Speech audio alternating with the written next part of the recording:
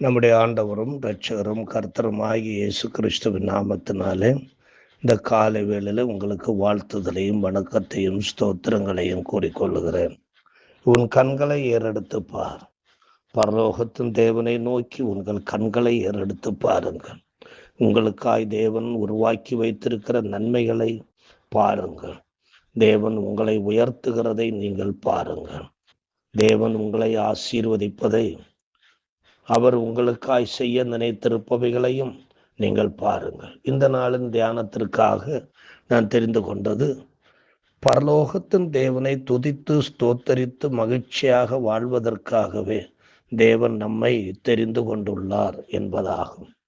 ஏசாயா 43 அதிகாரம் 21 வசனத்திலே தேவன் சொல்லும் பொழுது, இந்த ஜனத்தை எனக்கென்று ஏற்படுத்தினேன், இவர்கள் என் துதியை சொல்லி வருவார்கள் என்பதாகும். தேவன் தம்முடைய ஜனத்தை ஏற்படுத்தி இருப்பதனுடைய அடிப்படை நோக்கம் அவரை துதிப்பதும் ஸ்தோத்திரிப்பதற்காகவும் ஆகும். இங்கு இஸ்ராயேல் ஜனங்களை குறித்து தேவன் இவ்விதமாய் சொல்லுகிறார். தேவன் இஸ்ராயேலருக்கு செய்த நன்மைகள் எல்லாம் எதற்காக அவர் செய்தார்?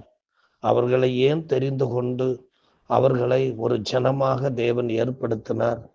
எகிப்திலிருந்து அவர்களை மீட்டு வந்தது எதற்காக? செங்கடலை பிளந்ததெல்லாம் எதற்காக? பட்டுப்போன அத்திமரமாகிய இஸ்ராயேலரை மறுபடியும் துளிர்க்க செய்து இன்று வரையிலும் வைத்திருப்பது எதற்காக? இவையெல்லாம் அவரை துதிப்பதற்காகவே தேவன் அவர்களை ஏற்படுத்தி இருக்கிறார் என்பதை நாம் அறிய முடியும்.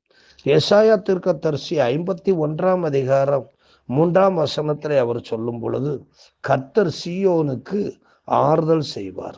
அவர் அதன் பாழான ஸ்தலங்களை எல்லாம் தேர்தலடைய செய்து அதன் வனாந்தரத்தை ஏதேனை போலவும் அதன் அவாந்தர வெளியை கர்த்தரின் தோட்டத்தை போலவும் ஆக்குவார்.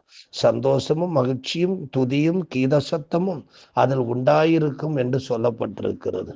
அதே ஏசாயா தீர்க்கதரிசி 61 அதிகாரம் 3 வசனத்திலே அவர் சொல்லும் பொழுது இப்படி சொல்லுகிறார், சியோனிலே துயரப்பட்டவர்களை சீர்படுத்தவும், அவர்களுக்கு சாம்பலுக்கு பதிலாக சிங்காரத்தையும் துயரத்துக்கு பதிலாக ஆனந்த தைலத்தையும் ஒடுங்கின ஆவிக்கு பதிலாக துதியின் உடையையும் கொடுக்கவும் அவர் என்னை அனுப்பினார்.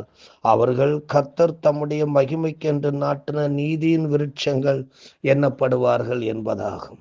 அதே போல 63 அதிகாரம் 7 வசனத்திலே ஏசாயா தீர்க்கதரிசி சொல்லும் பொழுது, கர்த்தர் எங்களுக்கு செய்தருளின எல்லாவற்றிற்கும் தக்கதாகவும் அவர் தம்முடைய இரக்கங்களின்படியும் தம்முடைய திரளான தயவுகளின்படியும் இஸ்ராயேல் வம்சத்துக்கு செய்த மகா நன்மைக்கு தக்கதாகவும் கர்த்தருடைய கிரியைகளையும் கர்த்தருடைய துதிகளையும் பிரஸ்தாபம் பண்ணுவேன் என்று சொல்லப்பட்டிருக்கிறது.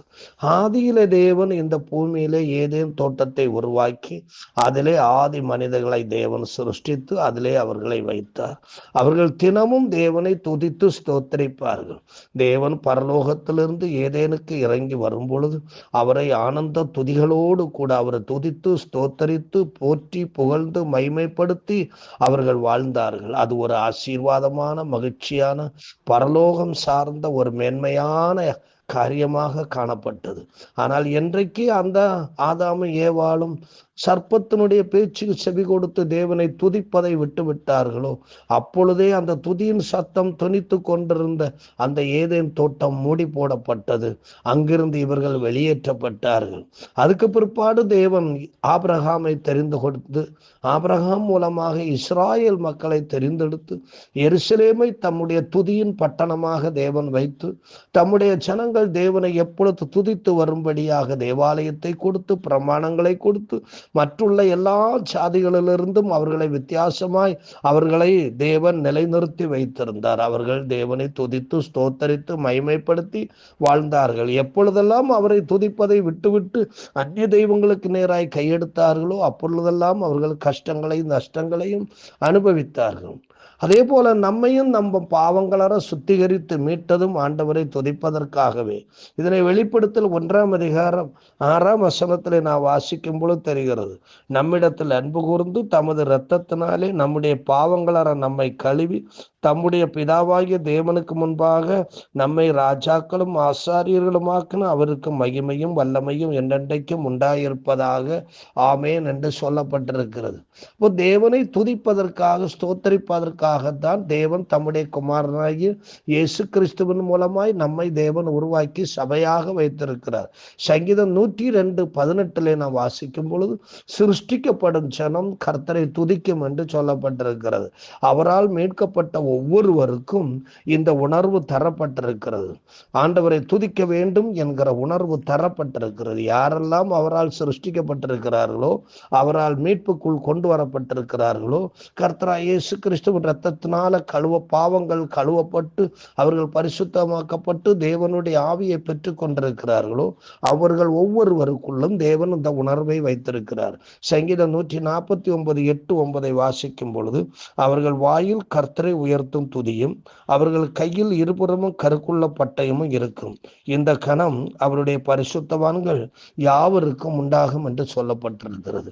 நாம் வாழ்வது வரையிலும் அவரை பற்றி நமக்கு நாமே சொல்ல வேண்டியவர்களாய் இருக்கிறோம்.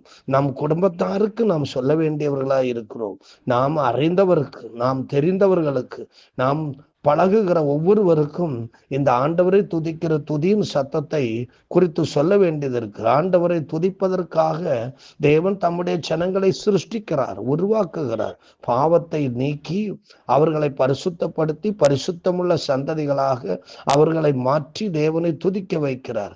அவரை துதிக்கிற துதி நம் வாயில் எப்பொழுதும் இருக்க வேண்டும். அவரின் கிரியைகளை அறிந்தவர்கள் அவரை துதிப்பார்கள், அவரை தரிசித்தவர்கள் அவரை துதிப்பார்கள். தாவீது சொல்லுகிறார், சங்கீதம் 26:6-8 வரை உள்ள வாக்கியங்களிலே தாவீது சொல்லுவதை கவனிப்போம். கர்த்தாவே, நான் துதியின் சத்தத்தை தொனிக்க பண்ணி உம்முடைய அதிசயங்களை எல்லாம் விவரிப்பதற்காக நான் குற்றமில்லாமையிலே என் கைகளை கழுவி உம்முடைய பீடத்தை சுற்றி வருகிறேன். கர்த்தாவே, உமது ஆலயமாகிய வாசஸ்தலத்தையும் உமது மகிமை தங்கிய ஸ்தானத்தையும் வாஞ்சிக்கிறேன் என்று சொல்லுகிறார். சங்கீதம் 35:8 தாவீது சொல்லுகிறார். அவர் இப்படி சொல்லுகிறார்,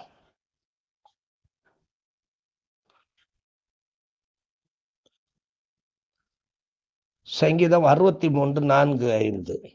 சங்கீதம் 63:4-5 தாவீது சொல்லுவதை பார்க்கின்றோம். என் ஜீவனுள்ள மட்டும் நான் உம்மை துதித்து உமது நாமத்தை சொல்லி கையெடுப்பேன். நிலத்தையும் கொழுப்பையும் உண்டது போல என் ஆத்மா திருப்தியாகும். என் வாய் ஆனந்த களிப்புள்ள உதடுகளால் உம்மை போற்றும் என்று தாவீது சொல்லுகிறார். இவ்விதமாய் ஆண்டவரை நாம் துதித்து ஸ்தோத்தரிப்பது நம்முடைய கடமையாயிருக்கிறது. அவருடைய ஆலயமாகிய சபைக்குள்ளே கடந்து வருகிற ஒவ்வொரு தேவ பிள்ளைகளும் தேவனை துதிக்கிற பிள்ளைகளாய், ஸ்தோத்தரிக்கிற பிள்ளைகளாய், துதியின் சத்தத்தை துணிக்க பண்ணுகிற பிள்ளைகளாய் காணப்பட வேண்டும். நம்முடைய வீடுகளிலே ஆண்டவரை துதித்து பாடி ஸ்தோத்தரிக்கின்ற பாடல்கள் நம்முடைய வீடுகளிலே எழும்பி கொண்டிருக்க வேண்டும். தேவனை துதிக்கிற துதியின் சத்தம் நம் வீடுகளிலே எழும்புமான சாத்தான் நமக்கு விரோதமாக எழும்ப மாட்டார். அவனுடைய எந்த துர்க்கிரியைகளும் நம்முடைய குடும்பத்துக்கு விரோதமாக எழும்பாது. நம்முடைய வீடுகளிலே தேவனை துதிக்கிற பாடல்கள் எப்பொழுது துணித்து கொண்டே இருக்கட்டும். நம் இருதயங்கள் எப்பொழுதும் தேவனை துதிக்கிற துதியின் சத்தத்தால் நிரம்பி இருக்கட்டும். நாம் உதடுகள் எப்பொழுதும் தேவனை துதிக்கும்படியாய் ஆயத்தமாய் இருக்கட்டும். அன்பு நிறைந்த ஆண்டவரே, இந்த காலை வேளையில உம்மை ஸ்தோத்திரிக்கிறோம். உம்மை துதிக்கும்படியாய் எங்களை உருவாக்கி இருக்கிறீர், எங்களை சிருஷ்டித்திருக்கிறீர், எங்களை ரட்சித்திருக்கிறீர், எங்களை அபிஷேகித்திருக்கிறீர், எங்களுக்கு நன்மைகளை செய்து வருகிறீர், எங்களை பலப்படுத்துகிறீர், எங்களை பராமரித்து வருகிறீர், எங்களை பாதுகாத்து வருகிறீர். நாங்கள் இதை உணர்ந்து கொண்டவர்களாய் எப்பொழுதும் உம்மை துதிக்கிற ஜனமாக, உம்மை போற்றுகிற ஜனமாய் இருக்கட்டும். இந்த பாவம் நிறைந்த அந்நிய தெய்வங்களை பூஷிக்கின்ற இந்த பூமியில பரலோக தேவனாகிய உம்மை, இந்த வானத்தையும் பூமியும் படைத்த உம்மை, எங்களை உருவாக்கின உம்மையே நாங்கள் ஸ்தோத்திரிக்கிறவர்களாய் இருக்க தேவரீர் எங்களுக்கு உதவி செய்யும். ஆண்டவரே, அவ்விதமான உணர்வுகளிலே நாங்கள் நிரம்பி வாழ எங்களுக்கு உதவி செய்யும்.